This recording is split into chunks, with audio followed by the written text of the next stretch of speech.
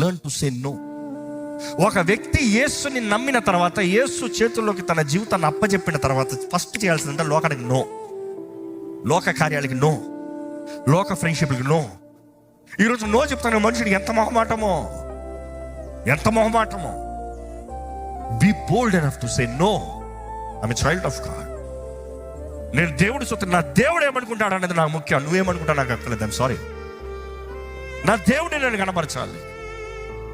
నోటిపైన అదుపు లేదు, శరీర ఇచ్చలపైన అదుపు లేదు, పాపపు జీవితం, పాపపు కార్యాలు, మోహపు చూపులో చూసి యేసుప్రభు అందుకనే పరిశీల పైన చాలా పడ్డాడు, ఎగిరెగిరి పడ్డాడు. కారణం ఏంటి?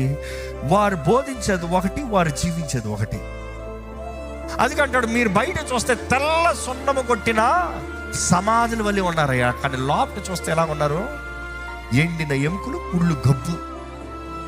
బయటకు మాత్రం యువర్ సో గుడ్, ఎంత పెద్ద భక్తుడు, కానీ నీకు అర్థం కావట్లే. లైఫ్లెస్ పర్సన్, నో లైఫ్, జీవము లేదు, చచ్చిన స్థితిలో ఉన్నాం. పరిశుద్ధాత్మ ద్వారా జీవింపద చేసే శక్తి లేదు నీకు.